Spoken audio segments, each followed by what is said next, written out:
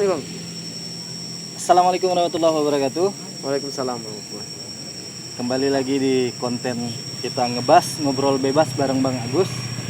Kali ini teman ngobrol kita balik lagi ke episode pertama di ngebas bersama Gusti Noranda Rapi, EKE sekarang panggilan ini terbaru Nafi. Alamak Nafi pula tuh. Nah, jadi ada apa namanya? Sequel ya. Yang kedua nih. Ada part 2 nih karena ada cerita menarik dengan Nafi. Tentang Nafi ini kemana selama ini menghilang. Jadi sebelumnya Nafi ini pertama kali ide ngebas juga terrealisasi waktu ada Nafi. Betul. Waktu itu panggilannya belum Nafi. Waktu itu panggilannya apa? Nafi lah. Nggak terkenalnya? Monas. Monas. Terkenalnya Monas. Sekarang dapat panggilan baru di kawan-kawan Nafi. Nah, jadi karena ada cerita tentang Nafi, sebelumnya Nafi menghilang. Sebelumnya kan jadi editor ngebas. Jadi kalau ada efek-efek suara, terus efek-efek potongan, itu yang ngerjakan dulunya Ya. Nafi. Sekarang ya, mempopulerkan, mulai sekarang panggilannya Nafi. Banyak benar keluar aku. Jadi ini suaranya agak bising karena kita berada di Taman Sanggau Permai ini namanya, di Bogor, Kabupaten Sanggau. Di Kabupaten Sanggau ada daerah namanya Bogor. Nah, jadi Nafi, jadi di episode kedua nih apa yang mau diceritakan di ngebas? Tergantung apa enggak nih nanya ini. Tergantung lah ya. Jadi apa yang ditanya sama aku dijawab sama Nafi. Apa ada lah jawabnya. Jadi mungkin kawan-kawan juga yang kenal Rapi, yang kenal Monas, yang kenal sekarang panggilannya Nafi, bertanya-tanya kemana Nafi selama ini kan. Jadi gimana cerita awalnya? Kronologinya itu tahun berapa? 2020 lah kejadian. 2020. Kejadian tabrakan ini, insiden ini di awal-awal tahun 2020. 2020 sebelum Januari, corona ya. Januari lah tuh. Sebelum adanya virus corona. Pas sebelum corona. Pas sebelum corona. Jadi kejadiannya tapi waktu itu pulang kerja atau gimana ceritanya? Balik bukan kerja kan kemarin tuh kolektor bang di perusahaan swasta kan. Balik lagi lah nih cerita ini dari Skadau, ada Kabupaten Skadau. Balik lagi, nggak tahu lah ngapa nih dari awal berangkat tuh udah kan ketemu Bang Gus kan. Awal berangkat tuh ya sebelum lain-lain ngumpul kita berangkat kan. tuh memang sebenarnya kan udah diwanti-wanti jangan berangkat karena udah sore waktu itu. Tapi saat itu tanggal akhir bulan bang, abang tau lah perusahaan swasta, mana mau tahu bang, kita mau harus kerja keras lah tahun akhir bulan tuh kan, target kan. Itu salah satunya. Ujung-ujungnya Salah duanya kan ada juga tuh. Akhirnya pulang nih cerita nih jam-jam sampai lokasi kejadian tuh bang, jam-jam mau maghrib kan, jam 5-an lewat lah kan. Lah ceritanya ini ada lubang nih, besar lubang tuh. Kalau dari Skadau tuh setelah kubur Cina.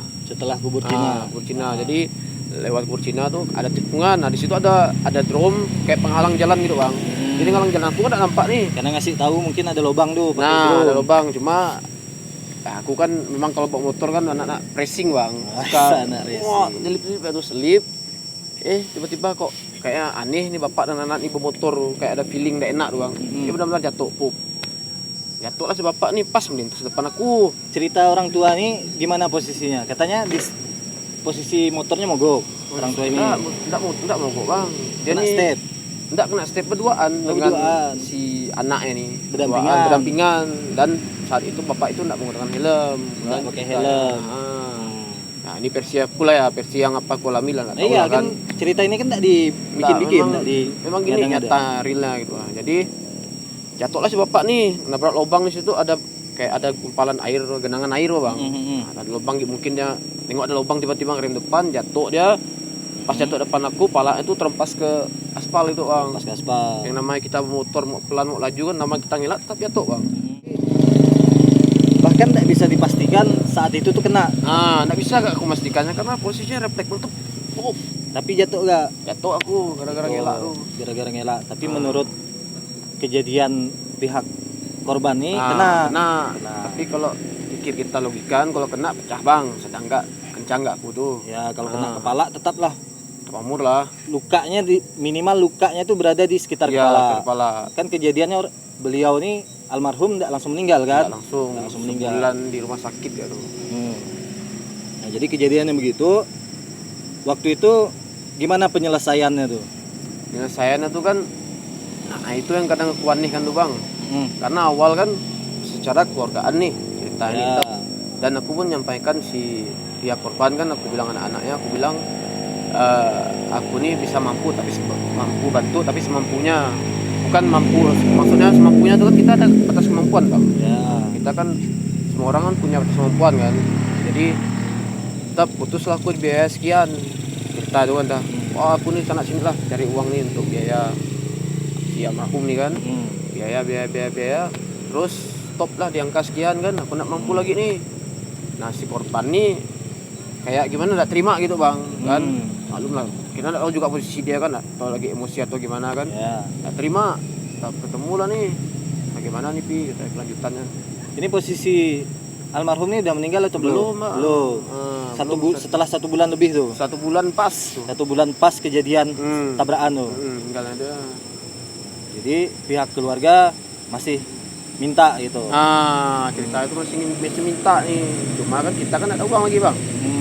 Lalu ujung-ujungnya ketemu runding sama dia, gimana kalau kita ke polisian ya? Karena walaupun motor udah disita bang. Motor udah polisi disita. Kan. Lanjut ke polisian ya. Karena apa? Bilang kan. Karena aku udah nggak mampu biaya lagi nih, kan. Aku bilang kan. Lanjutlah ke kantor polisi bang. Nah di situ selang beberapa hari kan udah agak tenang lah aku nih sedikit nih, karena udah beres. Udah beres kan, pikir kan. Nggak lama dengar berita meninggal si bapak nih. Meninggalnya bapak nih. Setelah ke kantor polisi nih. Setelah kantor polisi. Meninggal dan keluarga, pihak keluarga kayak dia nggak terima lah kan bang. Nggak tahu juga kan mereka tuh pikirannya gimana, kita nggak tahu kan, yang namanya emosi kan keluarga. Jadi nggak terima. Beberapa hari meninggal tuh mereka ke kantor polisi untuk bikin laporan lagi gitu. Ini kan bertanya-tanya nih Pi, kalau seandainya saat itu langsung bukan pakai kekeluargaan gitu, langsung ke kantor polisi, kayak kira-kira tetap kena enggak? Tapi kayaknya sih tetap kena bang, karena tetap kena. udah di BAP bang. Tapi artinya enggak perlu keluar duit lagi berarti Nggak kan? perlu, seharusnya karena posisi itu kan kita mau ngomong, kita nggak pernah berurusan kayak gitu tuh bang. Tiba-tiba kan ya kita bujur harus ya, kita nggak tahu kan, dan memang tidak ada niat nih kan, namanya kecelakaan ya, kan? Jadi itikadnya baik, diselesaikan secara keluarga, dibantu semampunya. Ternyata qadarullah almarhum ini meninggal. Yang kalau menurut kejadian kronologi menurut korban kan kena kepala, harusnya mungkin langsung meninggal kali. kita nggak tahu juga kan saat itu tuh, Tapi tidak ada proses ronsen apa segala macam itu. ada bang, Ada.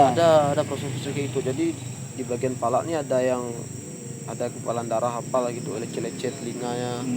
Terus tangannya yang patah tuh yang tak masuk akal aku tuh bang. Padahal dia kan jatuh ke kanan, tangan kirinya yang patah. Ya taruhlah memang tangannya patah, berarti kan benturan terkerasnya bukan di bagian kepala. Sebenarnya kalau pengakuannya kan terkena kepala gitu kan. Karena posisinya saat itu tuh dia tuh duduk motor bang. Kita nggak tahu kenapa terjadi di motor sebelahnya. Gitu abang. Ya kita balik lagi lah. Kita mikir pun udah namanya musibah kan. Yang namanya kayak gini jalani lah apa adanya kan. Akhirnya nyerah karena dia tidak mampu lagi biayai. Dapat laporan, akhirnya diteruskan, divonislah Rapi waktu itu berapa bulan? 10 bulan. 10 bulan kurungan. Tuntut 10 bulan bang. Kondisinya 7. Sebelumnya pun masalah ini kita kan digantung. Kan awal yang lama nih bang, aku nih hidup aku gimana ya, nggak tenang lah kan, ibarat gimana sih masalah aku nih selesai apa enggak nih. Selama dari bulan 2 tuh bang, kan bulan 2 nih udah naik apa, pas bulan 2 kan dia meninggal nih. Bulan 2 lewat tuh tanggal berapa gitu lah, berkasnya naik lah, dinaikkan mereka tuh. Jadi bulan 11 tuh bang baru aku nih ditahan. Selama itu tuh penangguhan bang, wajib lapor ya di kantor polisi. Akhirnya kena vonis 7 bulan. 7 bulan. Lalu ditempatkan di lembaga pemasyarakatan kelas 2B. Rutan Sanggau, rutan bang. Rumah tahanan. Rumah tahanan dah sekarang. Kelas 2B. Kelas 2B Sanggau. Kenanya 7 bulan. Menjalani hukuman selama Kemarin tuh alhamdulillah bang, pulang tuh sebelum lebaran tuh. Berapa bulan tuh hitung-hitungan? 6 bulan lebih sedikit lah, berapa hari. Jadi hampir full kak hitungannya? Hampir full, nggak tahu lah. Tapi kan ya bersyukur lah kita kan. Pas Ya, pula besok tuh. momennya. Momen momennya yang dapat disyukuri. tuh. Karena sepengetahuan aku kalau hukuman kurungan tuh hanya kita jalani 2/3. Setelah itu kita bisa mengajukan bebas bersyarat. CB ada namanya CB juga, cuti bersyarat. Apa PB ada nama PB, program nggak tahu, lupa apa namanya itu. Jadi terakhir Rapi itu enggak ada dapat pemotongan apa segala Dapat macam. ini ya, program asimilasi rumah. Asimilasi. Karena kan pas Covid juga kan sekarang nih kan. Nah, itulah kawan-kawan ceritanya kemana Rapi selama ini menghilang selama 7 bulan, kurang lebih 7 bulan. 7 bulan lah. Bebas sebelum Lebaran. Lebaran hari masih sempat merasakan sahur Terakhir di rumah. Sahur terakhir di rumah. Ya malamnya pun kita langsung ketemu kan. Langsung janji bikin konten ini. Nah, selama Rapi di dalam nih, apa yang kan orang yang kita semua kami lah semua nih yang belum pernah masuk ke dalam kan, tetap ada banyak pertanyaan. Apa sih yang gimana kehidupan di dalam segala macam, apa yang dirasakan, dan saat-saat awal-awal kan masuk penjara tuh kayaknya mencekam sekali apa segala macam gitu kan. Bayangan kita kan, bayangkan hari pertama aku kan di Polres nih bang, dikurung di Polres nih. 2 malam aku dulu, malam pertama aku tuh pikir, masuk penjara aku nih, kayak mimpi tuh bang, karena aku sebelum tuh sering nonton serial movie yang penjara kan seru tuh bang, kan. Gimana nih rasanya? Jadi di Polres tuh belum bang, kayak menurut aku ya real penjara tuh Polres bang. Karena ada memang dikurung ya gitu tuh. Karena kan menunggu hasil dari kejaksaan bang. Kalau dia udah harus dinaikkan ke rutan, naik gitu bang. Dari rutan pun rupanya dari rutan ini penuh bang kapasitas, ceritanya nih banyak yang belum dikirim ke LP Pontianak. Nah gitu bang. Pindah ke kelas 2A Pontianak. Ya ke Pontianak. Jadi kan singkat cerita 2 hari. 2 malamnya nih. 2 malam. Di Polres ya kan, tetap dikirim lah. Jalan tuh bang, kan dibawa pakai mobil kayak bis tuh bang. Mobil tahanan tuh jalan ke rutan. Adalah hadapi lah nih, udah telanjur juga kan, jalani lah. Apa hebatnya adaptasi gitu bang. Berusaha nerima lah kondisi. Berusaha nerima lah, mau gimana lagi, udah jalan takdirnya kayak gini gitu bang. Akhirnya masuklah penjara tuh. Masuk penjara. Rumah tahanan. Lembaga Pemasyarakatan namanya sekarang kan. Kalau di Pontianak LP bang, kalau kayak kita ini kan rutan. Singkawang tuh ada LP, ada rutan enggak. Jadi kalau di Sanggau nih rutan rumah tahanan. Gimana, apa yang didapat selama, kan pasti macam-macam pengalaman lah selama di dalam kan. Banyak bang pengalaman hikmah. Yang paling berkesan kira-kira yang jadi pelajaran, sama benar-benar jadi pelajaran ketemunya di situ. Kalau enggak di situ kayaknya enggak ketemu itu apa? Apa bang ya? Ibadah bang. Ibadah bang, itu yang ku salut di dalam tuh, maksudnya kan dalam kan ngomong di dunia luar kan godaan kan bang, banyak bang godaan nih, pokok semua godaan lah, apalah ini itu kan.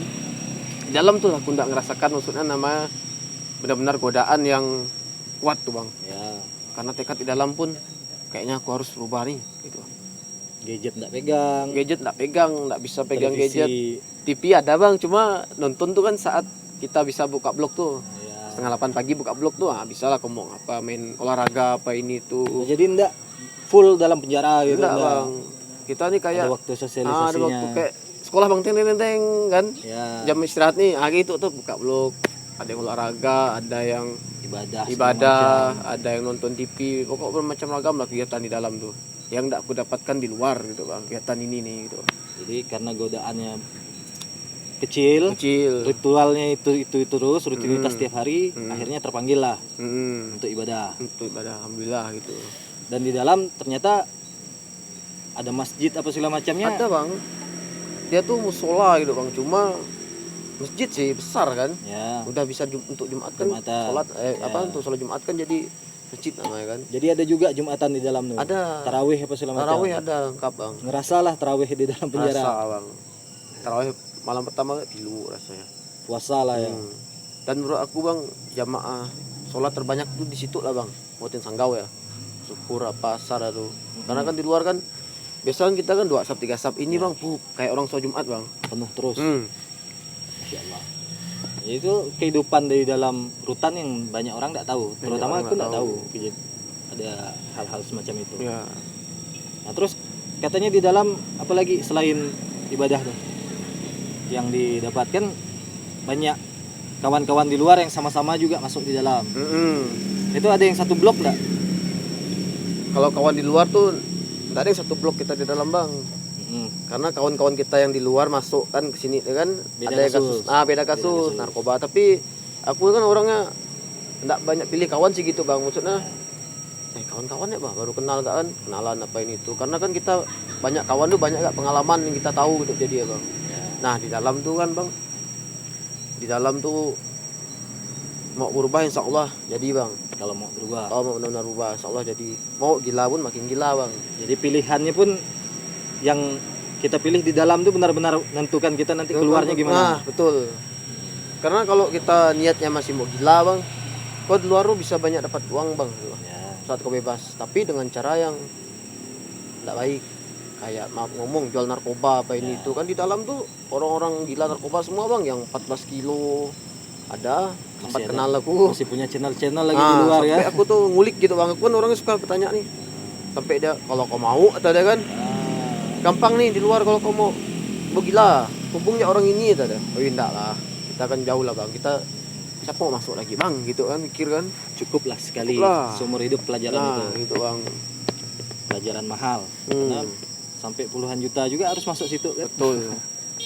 Ibarat kita udah ngasih santunan apa kan, kebaik apa, kasih dana untuk biaya berobat tuh, biaya berobat, etikat baik kita pun masih kena. Ujung kan Hikmah di balik itu tadi itu jadi lebih religius. Alhamdulillah. Sekarang dalam proses hijrah bahasa sekarang ya kan. Insyaallah. Ya, alhamdulillah kalau memang di dalam ternyata nemukan jati diri lah. Ya.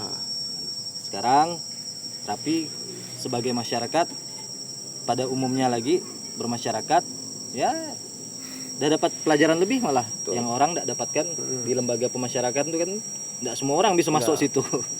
Karena di situ kita pun dibina gitu bang, dibina dalam arti kayak ibadah. Di dalam tuh ada pegawai yang suka aku bang, dia nih keras, dia bukan keras sih apa ya, tegas. Nah tegas dia nih. Waktunya sholat.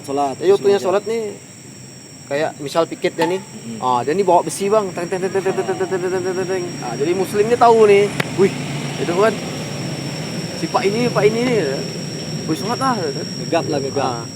Bahaya nih kalau dia raja nih, seru tuh ada situ tuh apa bang ya. Jadi mereka tuh lama kelamaan yang secara keterpaksaan untuk ibadah, ujung-ujung kusuk gitu bang, dapat ibadahnya. Karena jadi kebiasaan. Nah, alhamdulillah jadi istiqomah gitu. Dari awal yang kita nih paksa nih, kita malas nih kan ibadah kan, paksa ya kita kan, coba paksa diri kita, ujung alhamdulillah istiqomah. Kalau soal makanan apa segala macam, mandi segala macam di dalam itu gimana Bi? Mandi makan biasa sih kayak kita di rumah agak tuh, cuma mandinya beda lah bang. Namanya kamar, satu kamar kan aku satu blok tuh 10 orang bang. 10 orang dalam kamar. WC satu, laki-laki WC semua. WC pun enggak ada tutup atas bang. Jadi kita kalau berak tuh. Nah gini kalau kita buang air besar, nampak nih nengok mereka nih. Duduk gitu masih kelihatan kepala. Ada juga kamar yang sebelumnya, kamar aku tuh tutup sampai atas bang. Nah, kamar sebelumnya macam-macam model lah. Macam model. Ya. Karena kan ada kamar tahanan, ada kamar narapidana namanya. Ada blok khusus apa ada segala macam. blok narkoba, blok kriminal gitu. Kalau makanan ya masih layak lah berarti. Layak lah bang. Ibaratnya walaupun ya kata orang kan secerewet lah masalah makan gitu abang. Rezeki kita di segini ya kan dapatnya. Dan masih bisa nerima kiriman dari luar. Alhamdulillah. Nah itu ada sedikit cerita tuh aku dengar. Apa tuh? Soal kirim-kiriman kemarin tuh.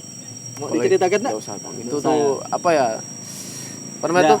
Siapa tahu bisa mengklarifikasi pihak yang merasa dirugikan nonton ini jadi terklarifikasi, atau yang belum tahu ceritanya yang harusnya ngejudge kan, karena kejadiannya kan kalau di luar cukup memalukan nih. Itulah, tahulah Rapi ini selalu jadi bahan gosip nih, anak-anak Sanggau nih emang.